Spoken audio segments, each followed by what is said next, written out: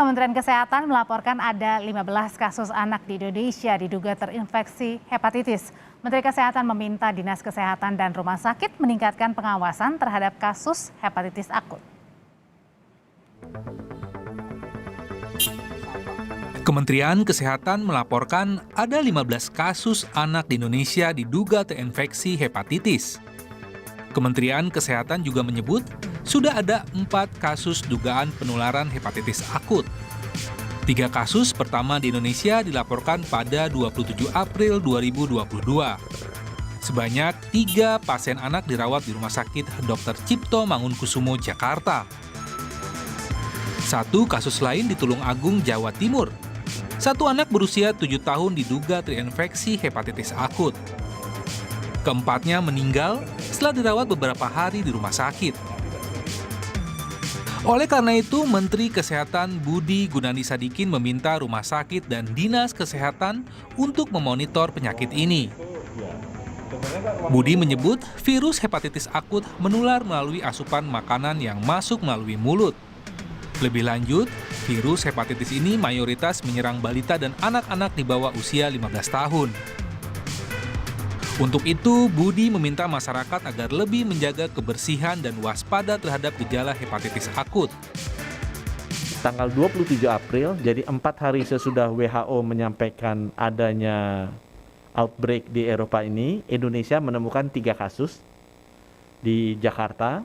Dan tanggal 27 April itu kita sudah langsung mengeluarkan surat edaran agar semua rumah sakit dan Dinas Kesehatan melakukan surveillance monitoring terhadap kasus ini. 30 April Singapura mengumumkan kasus yang pertama dan sampai sekarang kondisinya di Indonesia ada 15 kasus. Secara umum, gejala awal penyakit hepatitis akut adalah mual, muntah, sakit perut, diare yang terkadang disertai demam ringan. Selanjutnya, gejala akan semakin berat, seperti air kencing berwarna pekat seperti teh dan buang air besar berwarna putih pucat.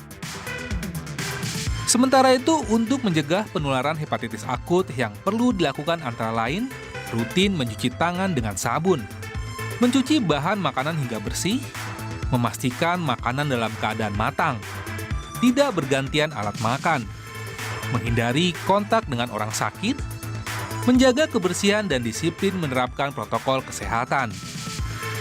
Hingga saat ini belum diketahui pasti penyebab hepatitis akut. Meski demikian, Kementerian Kesehatan tengah melakukan koordinasi dan diskusi dengan Badan Kesehatan Dunia atau WHO dan beberapa negara Eropa untuk mencari tahu penyebab misterius penyakit ini. Namun dugaan paling kuat mengarah ke adenovirus, salah satu virus yang menyerang pencernaan dan memicu diare. Tim Liputan, Kompas TV.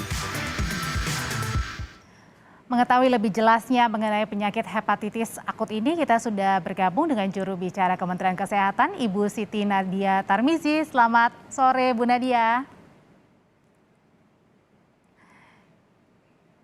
Ya, Bu Nadia, jadi total ada berapa kasus yang diduga terinfeksi hepatitis akut dan di mana saja? Tapi mohon maaf, Bu Nadia, suaranya belum kita terdengar. Ya, baik. Mungkin sudah terdengar ya saat ya, ini? Ya, sudah aman, Ibu. Oke, baik. Jadi saat ini seperti disampaikan oleh Pak Menteri Kesehatan kemarin, kita sudah mendeteksi adanya 15 kasus suspek hepatitis akut berat ya. Tentunya untuk memenuhi kriteria seperti yang disampaikan oleh WHO perlu serangkaian pemeriksaan lainnya. Yang kita maksud dengan suspek hepatitis akut berat ini hanya baru berdasarkan gejala-gejala klinis yang muncul seperti ada diare, demam, kuning ya, kemudian tentunya ada perberatan dari gejala tersebut seperti penurunan kesadaran ya, yang kemudian dibutuhkan perawatan ICU. Bahkan dari 15 kasus kita ketahui 5 orang anak meninggal ya, dan tentunya dari suspek hepatitis akut ini perlu dilakukan pemeriksaan lanjutan, yaitu untuk memastikan apakah penyebabnya hepatitis tipe A, B, C, D maupun E. Nah, saat ini dari 15 kasus, 4 kasus sudah ada hasil pemeriksaannya, kita tapi masih menunggu 1 jenis pemeriksaan untuk hepatitis E-nya. Nah, jadi 15 kasus ini 11 kita kategorikan sebagai suspek hepatitis akut dan yang 4 itu dalam posisi pending klasifikasi menunggu hasil pemeriksaan laboratorium. Dan yang 4 itu meninggal dunia ya, Bu Nadia ya? Dari 4 itu kasus yang konfirmasi atau sedang dalam kondisi pending klasifikasi, betul sekali adalah kasus yang meninggal dunia. Oke, Bu Nadia, ini tersebar di mana saja sih Bu dugaan suspek hepatitis akut ini? Jadi Mbak Audrey, terkait dengan kasus meninggal itu ada sebenarnya 5 kasus, di mana 4 kasusnya ini adalah yang kita kategorikan sebagai pending klasifikasi. Ke-15 kasus ini paling banyak tentunya dari laporan di DKI Jakarta ya. DKI Jakarta itu ada 11 kasus, kemudian sisanya 1 kasus dari Jawa Barat, kemudian 1 kasus dari Bangka Belitung, 1 kasus dari Jawa Timur, dan 1 kasus lagi itu dari Sumatera Barat. Ciri-cirinya apa sih Bu Nadia kalau kita lihat, kalau ciri-ciri yang di awal, step awal itu kan hanya biasa ya Bu ya, hanya ada diare, mual, muntah. Nah, apakah semuanya ini yang bergejala suspek hepatitis akut ini mereka akhirnya mendapatkan sakit-sakit yang tadi tergolong sedang? Artinya di atas mual, diare tadi.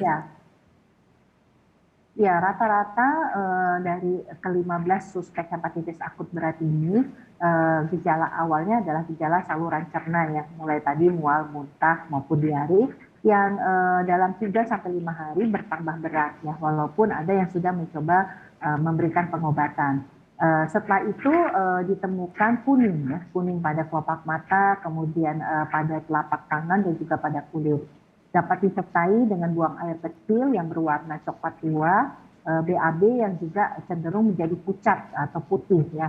Nah, dalam hitungan hari sampai dengan 1 minggu, pasien ini bisa menjadi berat dengan terjadinya penurunan kesadaran dan kejang-kejang. Nah, dengan gejala tersebutlah maka dikatakan juga bahwa orang yang mengalami kondisi gejala seperti itu disebut sebagai suspek hepatitis akut. Jadi gejalanya itu yang paling sering adalah kuning, tapi tentunya kami melakukan peningkatan kewaspadaan ya Mbak Audrey ya, jangan sampai menunggu kuning dulu baru mendapatkan perawatan ke rumah sakit. Tapi kalau kemudian sudah ada keluhan saluran cerna tadi, mual, muntah, yang apalagi kemudian tidak sembuh yang bertambah berat, itu segera dibawa ke rumah sakit atau puskesmas. Oke, ya Bu Nadia, tapi berarti yang keempat itu yang terkonfirmasi meninggal dunia adalah anak-anak ini, meski masih suspek ya Ibu ya, ini mereka mengalami tadi sampai kuning. Betul, keempat kasus ini pada anak usia 2 tahun, 7 tahun, 8 tahun, dan 11 tahun, semuanya mengalami kasus kuning ya, atau sindrom kuning atau demam kuning.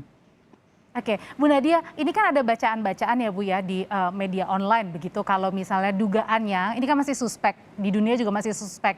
Tapi apakah betul anak-anak ini yang meninggal, mereka juga sebelumnya mendapatkan vaksinasi untuk COVID-19? Ya, jadi data di kita tentunya yang anak 2 tahun belum dapatkan vaksinasi ya Mbak Audrey, karena memang belum memenuhi kriteria.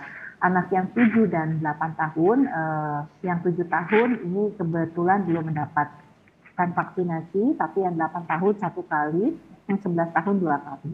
Jadi tetap kita tanyakan status vaksinasinya, tapi kembali lagi kami tegaskan ya bahwa munculnya hepatitis akut berat ini tidak ada hubungannya dengan vaksinasi. Walaupun memang ada 1 jenis platform vaksin itu yang menggunakan adenovirus ya, sebagai salah satu media untuk pembuatan vaksin COVID-19. Tapi kembali lagi jenis adenovirusnya ini tipenya berbeda. Ada 50 jenis subtipe dari adenovirus, dan tentunya yang ditemukan pada hepatitis akut ini adalah tipe 41, sementara yang digunakan untuk pembuatan vaksin itu adalah adenovirus simpase dan juga adenovirus tipe 27. Jadi berbeda. Kemudian dalam proses pembuatan vaksin pasti adenovirus yang digunakan ini sudah dilemahkan sehingga dipastikan tidak akan menimbulkan penyakit pada orang yang akan menerima vaksin COVID-19. Jadi tidak ada hubungannya sama sekali dengan vaksin dengan adanya hepatitis akut berat ini. Ya, Bu Nadia, ini kan saya baca gitu ya, kalau adenovirus 41 ini sebenarnya infeksi yang biasanya terjadi kepada anak-anak ya. Apakah ada kemungkinan kalau misalnya semakin kita tidak mau ya semakin bertambah banyak, tapi kalau misalnya ada kemungkinan tersebut, apakah orang dewasa juga bisa terkena hepatitis akut? Ya, sampai data saat ini ya kalau kita mengacu kepada kriteria WHO, potensi bahwa dewasa dapat juga tertular ataupun terjangkit virus hepatitis akut berat ini sangat memungkinkan karena di dalam kriteria WHO itu ada dua ya yang kita sebut sebagai probable, di mana dua kriteria bahwa dia bukan virus hepatitis A, B, C, D, E dan usianya kurang dari 16 tahun. Sementara yang kita sebut sebagai appealing itu adalah segala usia ya, tetapi dia juga bukan dari hepatitis A, B, C, D, E dan punya riwayat kontak ya. Jadi sampai saat ini karena yang dilaporkan itu adalah pada rentang usia 1 bulan sampai 16 tahun, maka kita melihat bahwa potensi penularan pada orang dewasa belum ada. Tetapi ini tidak menutup kemungkinan orang dewasa pun juga bisa terjangkit virus hepatitis akut berat ini. Oke, Bu Nadia tahan sebentar, nanti setelah jeda saya akan tanyakan lagi. Ini kan pemerintah melonggarkan untuk peraturan pemberlakuan kesehatan ya, meskipun tadi beda ya Bu ya antara hepatitis akut dengan COVID-19, tapi kan katanya untuk cara pencegahannya hampir-hampir sama nih, seperti misalnya makan makanan bersih, kemudian cuci tangan, terus juga pakai masker. Nah setelah jeda nanti Ibu Nadia akan menjawab apakah pencegahan yang dilakukan ini hampir-hampir sama ketika kita juga melakukan pencegahan COVID-19. Usai jeda, Ibu Nadia akan kembali untuk kita.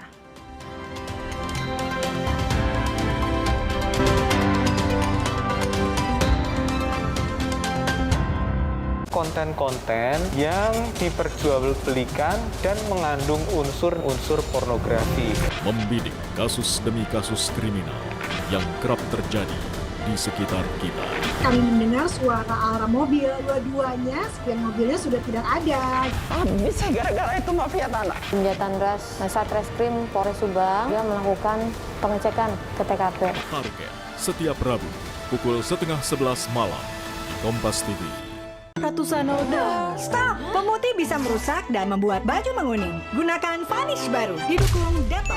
Vanish, hilangkan 100 noda tanpa merusak pakaian serta membunuh kuman dan bakteri. Noda hilang, pakaian awet dan higienis. Kalsel suasananya bikin santuy, kayak limau kuit dan soto Banjarnya. Ini kuliner otentik asli Kalsel. Ada di Indomie Soto Banjar limau kuit. Gurih kuah sotonya. Des, endes. Tapi limau kuitnya, seger. Indomie Soto Banjar limau kuit, gurih segar kuah limaunya, nyaman banget. Mudahnya buka rekening via Brimo, perbanyak jumlah transaksi dan tingkatnya saldo. Download Brimo dan buka tabungan BRI Britama sekarang. Hanya di Britama Festival periode Februari-Juli 2022. Menangkan 45 Hyundai Ioniq 5 Prime, puluhan motor gesit elektrik, dan puluhan motor Yamaha Fazio Lux. Britama Festival. What are you doing? Awesome's what I'm doing. Sweet, awesome camera, long lasting battery life. Ooh. Awesome, sweet, awesome camera, long lasting battery life. Awesome is for everyone. Ini Kalsel, salah satu kuliner otentiknya ada di Indomie Soto Banjar limau kuit. Gurih kuahnya endes, tapi limau kuitnya seger. Indomie Soto Banjar limau kuit, gurih segar kuah limaunya, nyaman banget.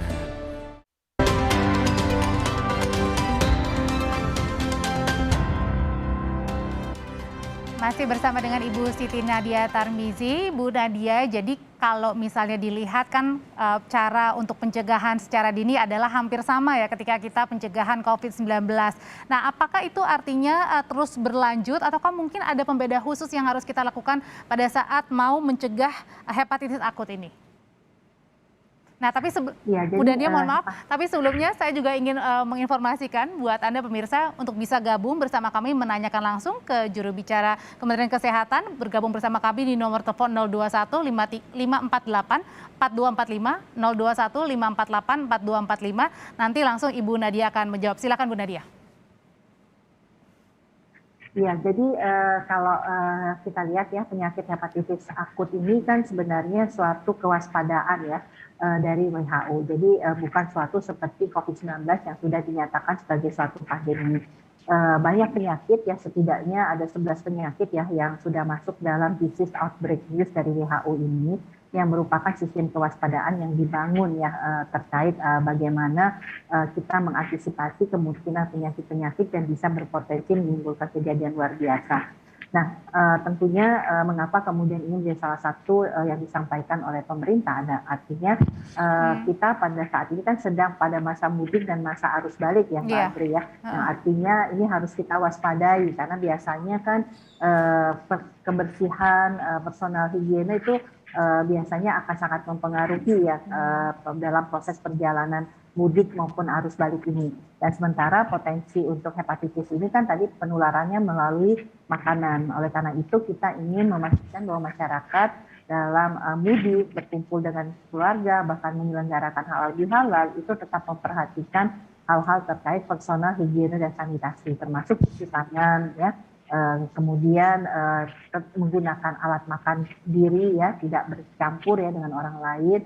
Kemudian memastikan tidak jajan sembarangan ya. Jadi kalaupun ada halal bihalal, pengelolaan makanannya harus bersih, menggunakan air yang sudah dimasak dan tentunya hal-hal lain terkait bagaimana pencegahan melalui makanan ini bisa kita lakukan. Nah, memang di sisi lain ada virus adenovirus yang salah satunya adalah menyebabkan penularan pada saluran pernafasan. Yang artinya bisa terjadi penularannya ini bisa melalui udara atau airborne. Nah, ini makanya kemudian tadi Abdul sampaikan ya hampir mirip ya pencegahannya, tetap pakai Berarti masker. menggunakan masker juga gitu ya. Kerumunan.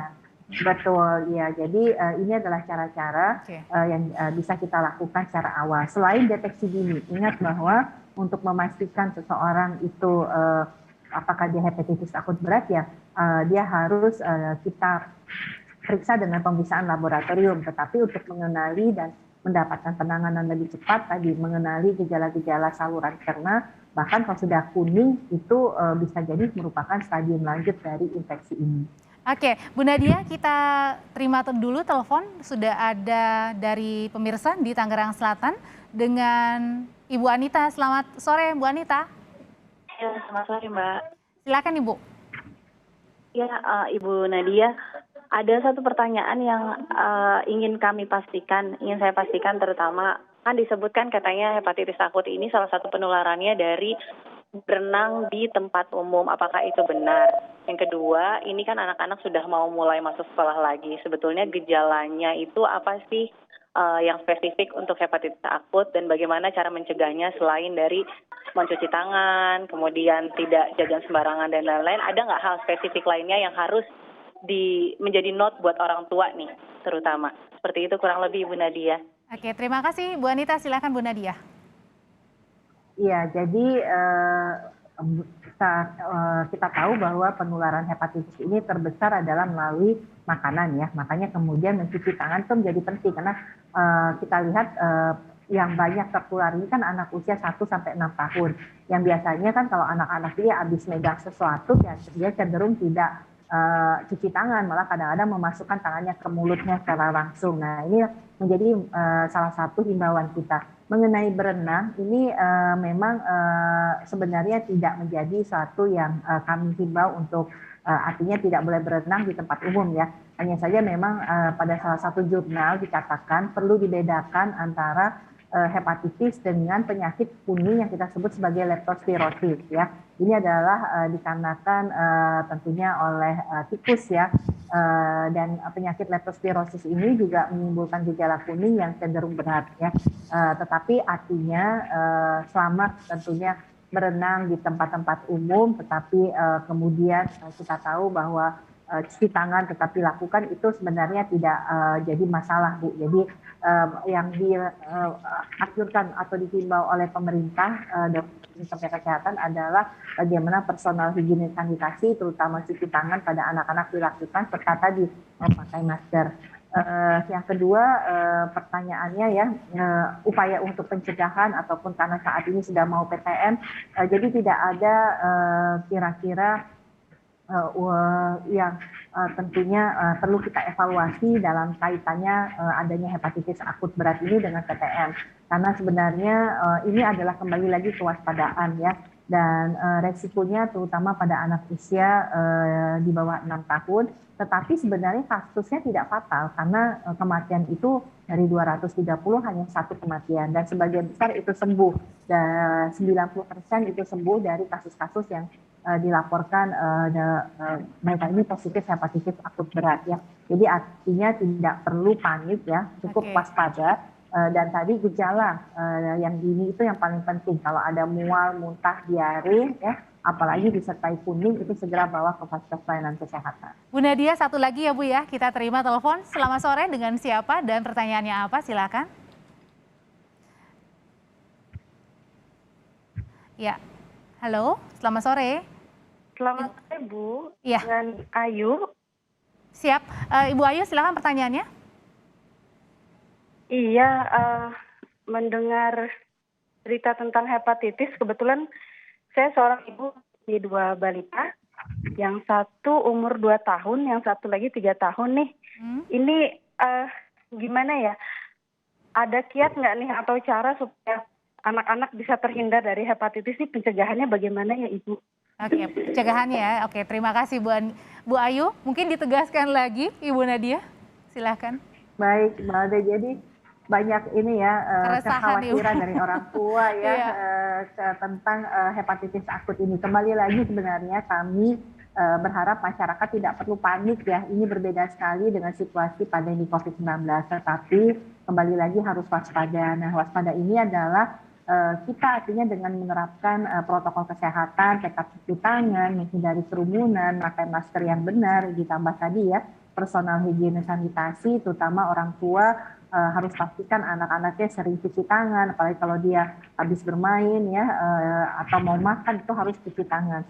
Yang kedua adalah jangan jajan sembarangan. Kalau kita dalam perjalanan pulang dari kampung halaman kan biasanya kita suka beli makanan di restoran, atau dipastikan kebersihan itu dijaga betul. Nah ini tentunya bisa mencegah terjadinya penularan kepada anak-anak kita, Bu Ayu. Nah, karena Bu Ayu ini anaknya masih 1 tahun 2 tahun, pastikan juga ya Bu bahwa anak kita sudah mendapatkan imunisasi dasar lengkap. Ada vaksinasi hepatitis B yang harusnya tidak diterima dan dilengkapi kedua anak ibu ya. Jadi tentunya kalau sampai saat ini belum mendapatkan vaksinasi hepatitis B, segera datang ke fasilitas pelayanan kesehatan. Selain vaksinasi hepatitis B, tentunya imunisasi dasar lainnya yang rutin dan yang tentunya yang lengkap sampai dengan usia 1 tahun itu bisa dilakukan untuk memberikan tambahan proteksi kepada anak-anak kita. Ya, dengan adanya hepatitis akut jangan membuat kita tambah takut, tapi ingatkan lagi untuk meningkatkan protokol kesehatan, terutama tadi pesannya jangan jajan sembarangan dan sering cuci tangan. Terima kasih Ibu Siti Nadia Tarmizi, juru bicara Kementerian Kesehatan. Sehat selalu, sampai jumpa Ibu.